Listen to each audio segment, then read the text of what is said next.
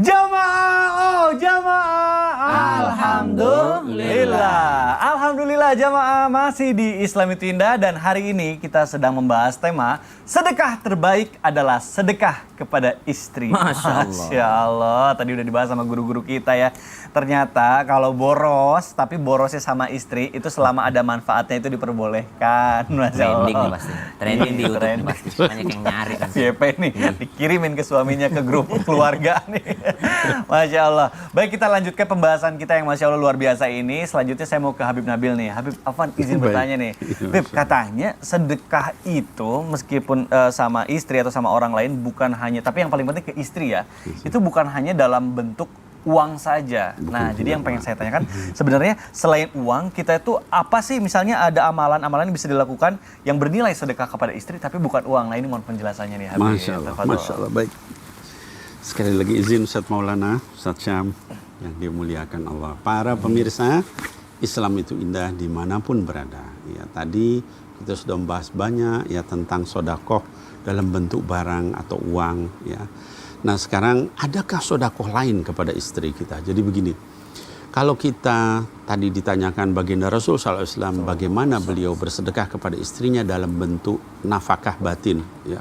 Tidak ada manusia yang lebih sempurna dari beliau di dalam bersedekah kepada istrinya. Kita tahu bahwa istri beliau itu ada 9 orang. Ya, tapi dari seluruh istri beliau itu, beliau amat sangat memanjakan istri-istrinya. Salah satu contoh misalnya dalam mencium istri. Buat yang belum nikah, skip dulu ya. Ya, jadi terkait mencium istri, orang seringkali kalau kita misalnya mau berangkat kerja, baru cium istri, pulang kerja, cium istri. Baginda Nabi Muhammad SAW tidak seperti itu. Bahkan hatta dalam keadaan berpuasa pun beliau menyempatkan untuk mencium istrinya. Kata Sayyidatina Aisyah radhiyallahu anha wa ardhaha di dalam hadis yang diriwayatkan oleh Imam Nasa'i, hadis yang sahih, dikatakan karena sallallahu alaihi wasallam, Nabi Muhammad SAW itu mencium saya dalam keadaan berpuasa, tapi beliau adalah seorang yang paling pandai menjaga hawa nafsunya. Jadi dalam puasa nggak batal ya mencium istri sepanjang kita jangan kemudian menjadi nafsu.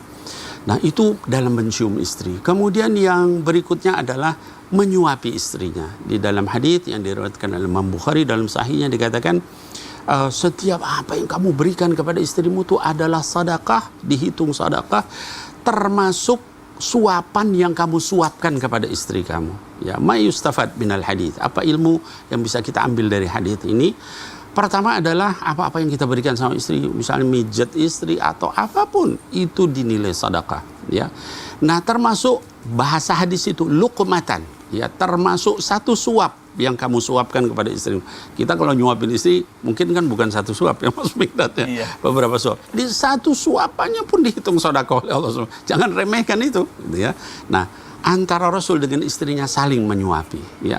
Kemudian yang ketiga, membantu pekerjaan rumah. Ya, Nabi Muhammad SAW itu enggak ngebos kalau di rumah. Ya, seringkali ya banyak suami-suami ya kalau sudah pulang terus dia duduk nyantai gitu, istrinya sibuk dari pagi sampai malam bekerja. Nabi tidak seperti itu, Sallallahu Alaihi Wasallam. Ya, jadi jangan seringkali kita bilang oh istrinya banyak pun diurus betul-betul sama beliau, enggak sembarangan. Ini istri satu enggak pernah diurusin, itu kan repot gitu ya. Nah jadi salah satunya misalnya mengerjakan pekerjaan. Dikatakan kata Sayyidatina Aisyah radhiyallahu anha wa ardhaha dalam hadis yang diriwayatkan Imam Bukhari bahwa Nabi Muhammad SAW itu terbiasa untuk menambal bajunya sendiri. Bayangkan itu ya. Ini kita kadang-kadang baju, wah kenapa ini robek mah? Tolong diinikan saya misalnya dan seterusnya. Kalau Rasul itu tambal sendiri. Tali sendalnya putus, beliau yang menyambungkan sendiri. Luar biasa ya. Seorang kepala rumah tangga dan suami yang luar biasa. Nah, kemudian berikutnya juga beliau adalah orang yang paling pandai membahagiakan istri-istrinya. Salah satu contoh dalam suatu perjalanan ya beliau dengan istri beliau Sayyidatina Aisyah radhiyallahu anha wa ardhaha. Ketika dalam perjalanan itu malam hari kemudian Rasulullah SAW memerintahkan kafilah itu, pasukan itu untuk jalan dulu. Setelah nggak kelihatan, kemudian ayo kita lari, balap lari sama istrinya. Ketika lari, ya Sayyidatina Aisyah menang. Ya, Rasul terus diam. Ya. Beberapa waktu kemudian dalam perjalanan yang sekian bulan mungkin atau setelah itu, Rasul jalan lagi, kemudian ayo kita balapan lagi. Katanya. Balapan, Rasul menang. Ya Aisyah kalah kata Rasulullah SAW. Yang ini untuk yang kemarin. Artinya apa? Balap lari, kemudian memanjakan istri, main-main. Dalam satu kesempatan beliau Sayyidatina Aisyah dengan Sofia menginikan tepung ke muka. Kemudian Rasulullah SAW juga mengambil tepung itu terus melaburkan di mukanya. Akhirnya ketawa semua. Nah jadi rumah tangga yang harmonis, sakinah mawaddah warahmah itu bukan hanya hayalan, ya, tapi dilaksanakan. Caranya gimana? Kita sebagai suami itu betul-betul memanjakan istri kita, begitupun istri memanjakan suami. Nah, gitu Mas Mikdad. Wallahu a'lam. Kita belajar dari kisahnya Rasulullah. Allahumma shalli wa sallim alaihi. Jadi udah tahu. Tidak usah mahal-mahal. Iya, Tidak pakai biaya mahal. Betul juga. Jadi udah nggak ada lagi alasan kalau suami itu mau bersedekah nggak ada uang. Nggak ada uang kan bisa. Pakai tenaga gitu ya. Iya. Bantu ngepel. Iya boleh itu. Iya kan? Banget. Itu Biar pasti nggak bayar kebantu banget ya. pembantu. Karena pekerjaan rumah tangga tuh Atau ternyata enggak berat. gini, jagain anaknya deh. Iya bener banget. Kemarin aku sempat liburan gitu ke Bandung Ya, ya. ya. Cuma berapa hari padahal megangin anak kan terus-terusan full day. Aduh pusing juga ternyata ya. Itu hal yang Itu dilakukan yang oleh seorang dirasakan istri. istri. Betul banget. Tiap hari. Tiap hari lagi. Nah, Ustadz Maulana, Afwan, kita lanjutkan Ya. pembahasan kita. Boleh, Tadi boleh. sempat dibahas juga sama Ustadz Syam. Kita kalau misalnya memuliakan istri, bersedekah kepada istri, itu katanya pintu rezeki kita akan dibukakan sama Allah. Sangat. Tapi mohon maaf nih, ada yang curhat nih di sosial media. Bukan curhat. Gini katanya, Hah? aku tuh udah bersedekah sama istri, udah Ya. mencoba semaksimal mungkin membahagiakan istri. Tapi kenapa ya pintu rezekiku kayaknya masih belum dibuka-buka, masih aja hidupnya pas-pasan. Nah ini mohon penjelasannya Ustadz Oh Maulana. baik, saya paham maksudnya. Izin Habib dan Ustaz Sam. Kepada semua suami yang sudah notabene-nya saya sudah kasih istri, sedekah kepada istri, katanya rezekinya lancar. Kok nggak lancar? Bisa jadi ada dosa yang dilakukan. Bisa jadi ada dosa yang dilakukan. Sedekah harus lihat posisinya. Ikhlas, yang terbaik, sasaran tepat, tidak menyakiti, tidak mengungkit. Jangan sampai kita bersedekah kepada istri, justru kita ngungkit-ngungkit. Kan sehingga istri sakit hati. Hati-hati. Ketika niatnya bersedekah kepada istri, tapi ada dosa di dalamnya, ada yang menyakiti, ada yang membuat sedekah itu runtuh atau habis pahalanya, karena disebabkan karena 5 tadi itu. Makanya kalau mau bersedekah paling saya suka itu kalau mentanya aja ya. Nanti istri yang beli sendiri. Itu paling bagus itu. Oh gitu ya. Itu paling bagus. Betul. Lalu kalau kita mau kasih dia, tanyalah dulu. Iya, betul. Jangan sampai justru dia kecewa atau sakit hati. Ya. Mohon maaf, atau dia sudah punya. Ya, betul. Atau mungkin membuat dia tersinggung. Nah, itu. Kemudian yang kedua, dia sudah bersedekah kepada istri, tapi kok rezekinya tidak lancar. Mungkin bisa jadi pola hidupnya salah. Pola hidup yang salah. Borosnya mengambur-amburkan makanan dan sebagainya. Harusnya sekarang kan enak. Zaman ini zaman yang luar biasa. Zaman yang Allah mudahkan kita dengan adanya lemari pendingin. Ya, betul. Jadi adanya tetangga yang kita bisa bagi-bagi.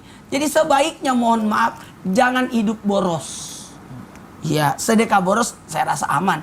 Tapi hidup boros sampai mengambur-amburkan harta, sesuatu yang tidak penting dibeli. Nah, ini hati-hati.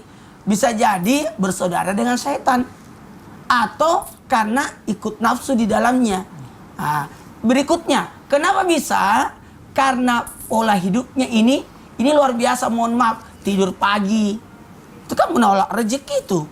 Nah, atau tidak menjaga kesehatan badan, itu menyebabkan dia sakit. Sehingga rezekinya mandek. Dan yang ketiga, apa itu? Karena pola pikir. Tidak bersyukur atas nikmat Allah. Mohon maaf, istri itu betapa bahagianya kalau kita makan makanannya. Pas pulang, silakan makan suamiku. Aku udah makan tadi di luar. Aduh. Sakit hati itu. Sakit hati. Tolong. Ucapkanlah sangat butuh. Aku lapar. Wah, enak sekali makanannya. Udah nggak enak sih. Tapi tetap. Kenapa? Supaya istri itu bahagia. Maka pola pikir pun harus bagus. Pandai-pandailah memuji. pandai-pandailah bersyukur, pandai-pandailah mengungkapkan rasa terima kasih. Wahai suami, kalimat terima kasih yang kau ucapkan kepada istri itu sangat membahagiakan. Masya Allah. Waduh, Masya Allah.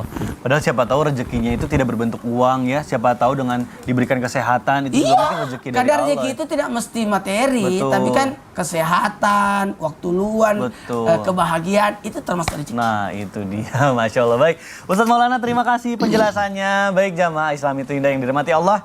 Pasti jamaah yang di rumah udah nggak sabar nih. Kok pertanyaanku nggak dijawab-jawab sih, nggak dibaca-bacain. Nah makanya sekarang langsung aja yuk kita masuk ke segmen Tanya Dong Ustadz.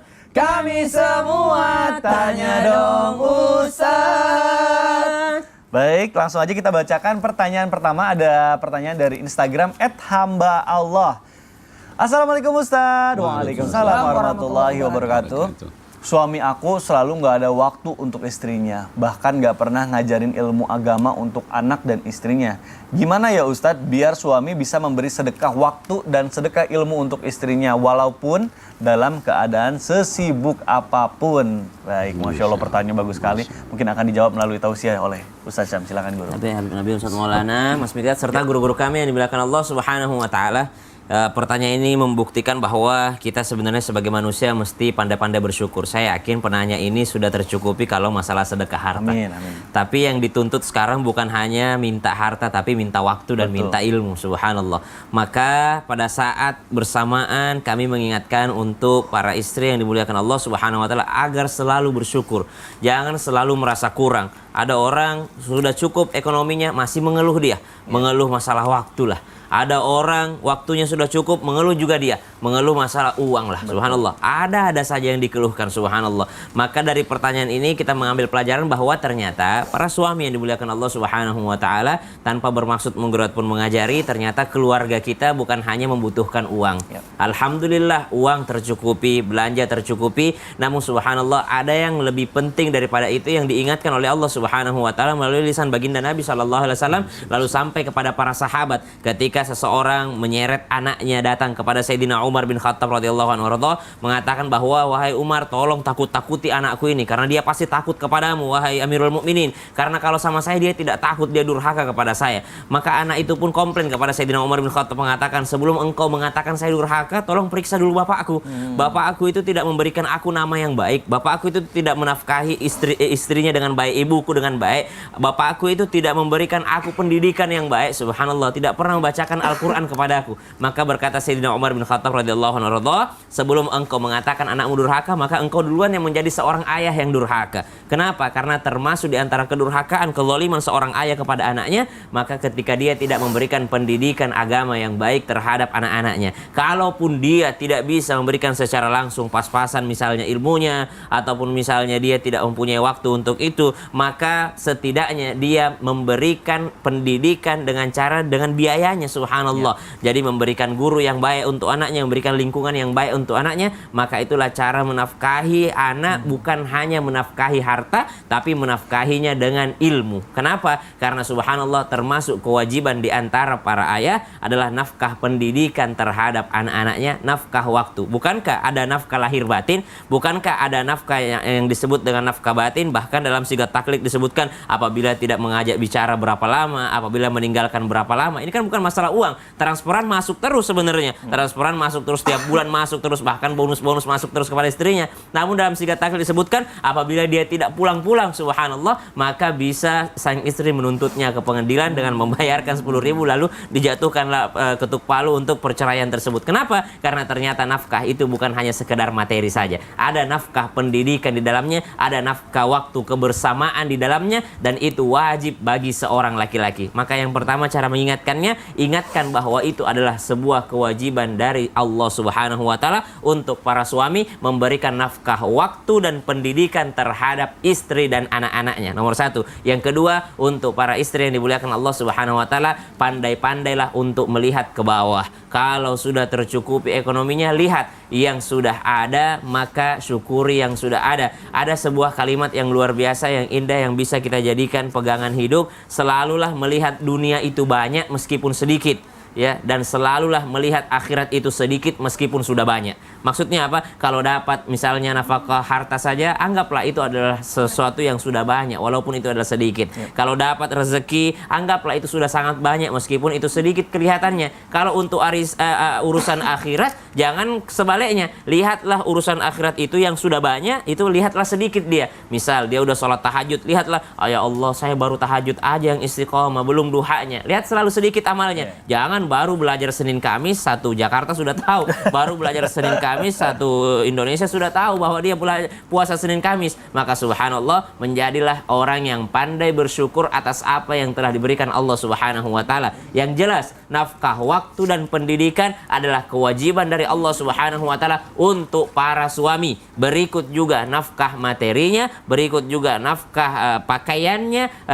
rumahnya, tempat tinggal, dan nafkah makanan. Itu semua kewajiban daripada Allah Subhanahu wa taala untuk para suami. Namun di samping daripada itu, para nabi itu memberikan pendidikan terhadap anak-anaknya dengan mengatakan, ma ta'buduna min ba'di, apa yang kau sembah setelah aku tiada, wahai anak-anakku. Wallahu taala alam. Aduh, Masya Allah. Itulah pentingnya kita juga ya untuk paham ilmu agama agar kita juga bisa meneruskan ya kepada anak-anak Wajib, kita. makanya disebutkan tidurnya orang yang punya ilmu lebih baik daripada sholatnya orang yang tidak punya ilmu. Aduh. Karena sholatnya ini bisa berbahaya malah bagi dirinya kalau dia tidak ada ilmunya. Betul sekali, Masya Allah. Terima kasih Ustaz Syam Sama-sama. penjelasannya. Baik jamaah Islamitin yang dirahmati Allah, Masya Allah nih. Sebelum kita membahas lebih dalam tema kita nih, sepertinya nih ada yang mau disampaikan nih, info menarik dan penting sekali. Mas Fadli, kira-kira apa? Mau tahu kan? Silakan Mas Fadli.